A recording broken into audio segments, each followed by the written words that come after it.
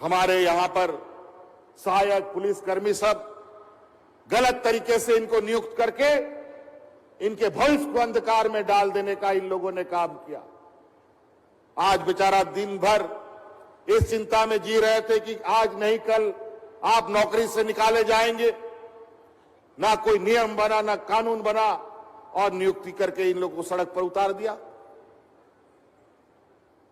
आज उन सभी सहायक पुलिसकर्मियों के लिए भी हम लोग सम्मानजनक रास्ता निकालने के प्रयास में है, और अभी इनको कोई निकालने नहीं जा रहा।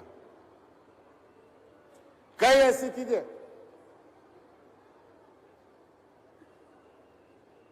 आज यहां हमारे बच्चियों को सावित्रीबाई फूले किशोरी समृद्धि योजना से आच्छादित हम कर रहे हैं। सावित्रीबाई फूले वो महिला शिक्षिका थी जिसको शिक्षा जगत में पहली महिला शिक्षक बनी, और उसका इतना पुरजोर विरोध कुछ जातियों ने किया, कुछ वर्गों ने किया, कि जब वो फूलेबाई सावित्री बच्चों को पढ़ाने जाती थी तो उनको पत्थरों से, कीचड़ों से, गोबरों से रास्ते में रोड़ा डाल करके उसके ऊपर फेंका जाता था, क्योंकि बेचारी वो दलित महिला थी। शिक्षिका कैसे बन गई, उसको अपने पेशे से हटाने का पुरजोर कुछ ताकतों ने लगाया था। आज उसी के सम्मान पर हम लोगों ने एक योजना प्रारंभ किया है, और इस सावित्रीबाई फूले योजना के माध्यम से हमारा 3 लाख बच्चियों को इससे जोड़ने का हमारा संकल्प है। 3 लाख बच्चियों को हम इससे जोड़ेंगे।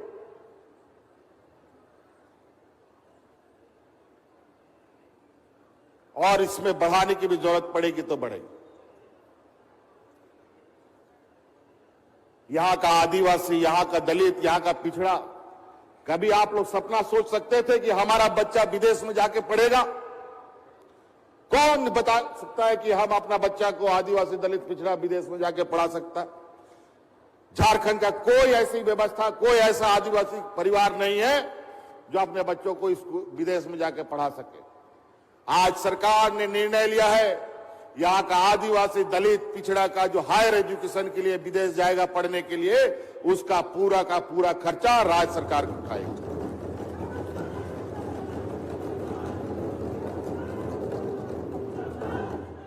कई ऐसी चीजें हैं, और खूंटी जिला तो हमारे लिए बहुत ऐतिहासिक जिलों में से एक है।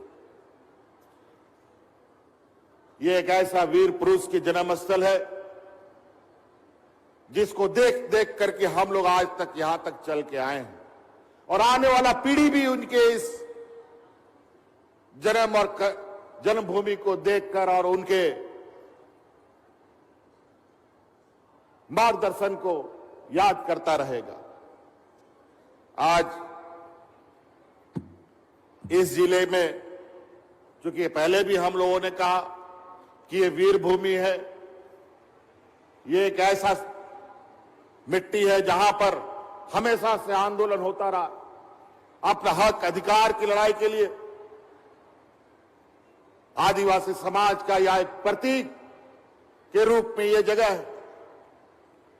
आज CNTSPT को लेकर इस क्षेत्र में बड़े जोर से, इस पत्थलगड़ी को लेकर के बड़े जोर से यहां आंदोलन हुए थे, और पत्थलगड़ी के इस आंदोलन में अनेक लोगों पर केस, कार्रवाई, मुकदमा हुआ था। हजारों लोग पर केस लादा गया था। आज जब पूर्व की सरकार थी, उस समय यहां पर जो अत्याचार हुआ था वो किसी से छुपा नहीं है,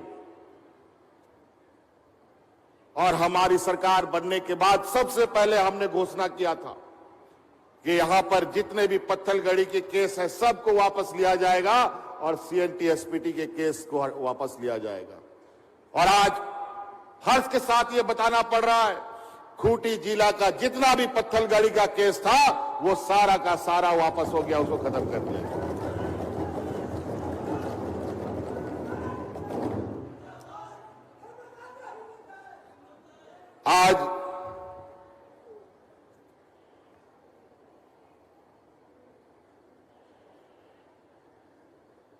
हम लोग बस आप लोगों के बीच में, वैसे तो हर पंचायत में, हर प्रखंड में, हर गली मोहल्ले में इस शिविर को लगना है। यहां पर हम लोग उसकी गति देखने और लोगों को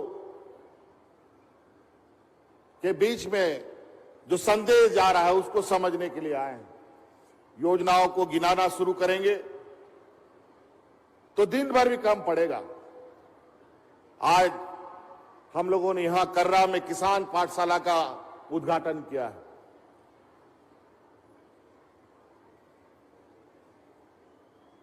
यहां का झारखंड का लोग 80% लोग खेती-बाड़ी में जीवन यापन करते हैं और बड़ा दुर्भाग्य की बात है कि पहले जब सरकार थी तो उसमें ना बीज मिलता था समय पर, ना अनाज मिलता था, ना खाद मिलता था और भगवान भरोसे किसानों का जीवन चलता था। और जब आज हम लोगों ने समय से पहले बीज दे दिया, समय से पहले खाद दे दिया, बेचारा किसानों के लिए समय पर बारिश नहीं हुआ, आज किसान भूखमरी की स्थिति पर आ गए।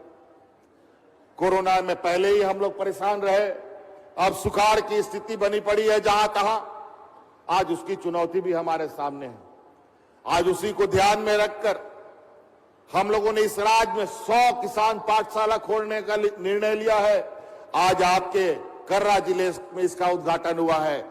और वर्तमान वायुमंडल के परिवर्तन से क्या क्या हम किसानों को लाभ दे सकते हैं, वक्त बेवक्त जो मौसम बदलता है, समय पर बारिश नहीं होता है, कम बारिश होता है, अधिक बारिश होता है, ऐसे स्थिति में किसान कैसे काम करेंगे, इन सब का आपको वहां पर प्रशिक्षण दिया जाएगा। और पहली बार 30 साल में पहली बार कृषि पदाधिकारियों की नियुक्ति भी हम लोगों ने इस राज्य में किया है। कोई बताने वाला नहीं कि क्या खेती करना है, किस तरीके का हम लोगों को बीज लगाना है, किसी को कुछ नहीं पता। वर्तमान समय में कई तकनीक नए आए हैं, कई प्रयोग हुए हैं जहां आप खेती बाड़ी के माध्यम से अपने आय के स्रोतों को बढ़ा सकते हैं। ये कोई जरूरी नहीं है कि आप नौकरी कीजिएगा तभी आप कमा पाइएगा। आप ईमानदारी से खेती कीजिएगा तो नौकरी वाला जितना कमाता है उससे कहीं ज्यादा आप कमा सकते हैं। आज इसीलिए किसानों के लिए कई योजनाएं हम लोगों ने चलाए हैं, चाहे बिरसा हरित ग्राम योजना हो, चाहे मुख्यमंत्री पशुधन योजना हो, कई योजनाएं। यहां पर जिसके पास जमीन नहीं है, सरकारी जमीन में भी आपको खेती करने के लिए अधिकार प्राप्त होगा और जब तक आप खेती करेंगे उस खेत में उपज का मालिक आप होंगे।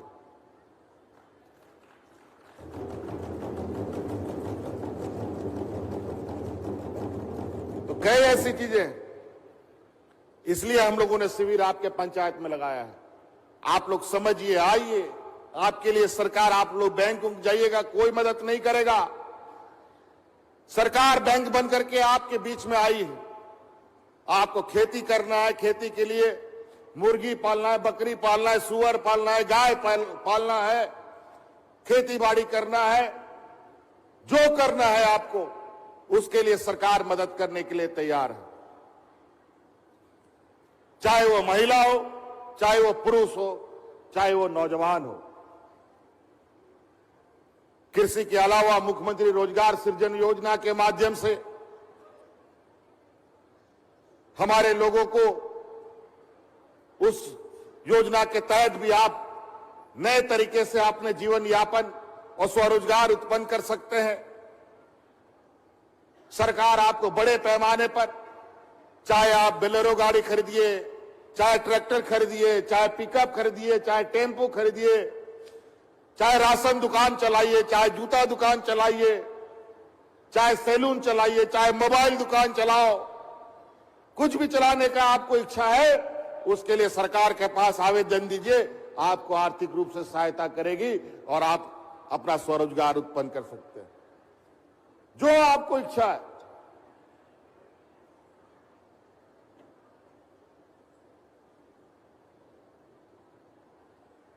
आज इसीलिए पूरे राज्य में जो उत्साह का माहौल है, आज जिस तरीके से यहां पूरा ग्रामीण क्षेत्र के लोग यहां इस पंडाल में आए, इसको देखकर हमारे विरोधियों का माथा खराब हुआ पड़ा और आज इस योजनाओं का पुरजोर विरोध कर रहे हैं। ये लोग बोलता है पैसा का बर्बादी है, ये लोग नहीं चाहते हम गरीबों को पेंशन दें, ये नहीं चाहते हैं हम अपना बेटियों का स्वावलंबी दे, उनको अपने पैरों पर खड़ा करें, ये नहीं चाहते हैं कि हम यहाँ के गरीबों को अनाज उपलब्ध कराएं। इन लोगों ने तो पिछले बार 12-13 लाख राशन कार्ड से लोगों का नाम कटवा दिया। जब हमारी सरकार बनी, अतिरिक्त 20 कार्ड, नया राशन कार्ड बना करके गरीबों के बीच में बांटने का काम हम लोगों ने।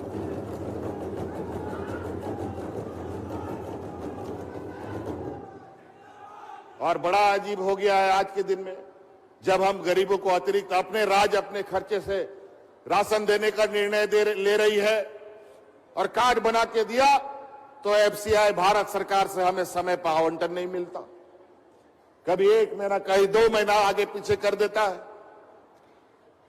पैसा देने के बावजूद भी हमें अनाज नहीं देता, ताकि ये योजनाओं के माध्यम से ये सरकार को ये बदनाम कर सके। क्यों नहीं इन लोगों ने इतने 20 सालों में अतिरिक्त राशन बना ना करके राशन से लोगों का नाम काट दिया? क्यों सर्जन पेंशन नहीं दिया लोगों को? क्या गरीबी के बारे में यहां के लोगों को नहीं मालूम था? यहां के नेताओं को, यहां के हमारे विरोधियों को नहीं मालूम था? सिर्फ हिंदू, मुस्लिम, सिख, ईसाई करा करके एक दूसरे को लड़वाओ, यही इनकी राजनीति है, यही इनकी षड्यंत्र है।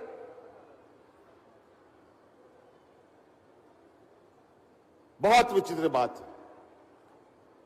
20 सालों में इस राज्य को कब्र बना दिया इन लोगों ने।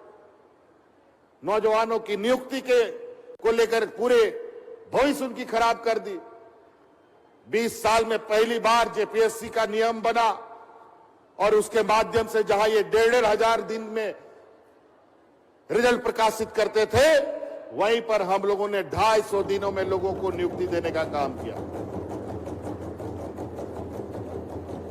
और आपको जानकर खुशी होगा, इस बार जो जेपीएससी के माध्यम से हमारे बच्चे यहां पर बीडीओ, सीओ और कलेक्टर बनकर के तैनात हुए हैं, उन 250 बच्चों में 33 बच्चे ऐसे निकले जो एपीएल और बीपीएल और किसान के घर से आते थे।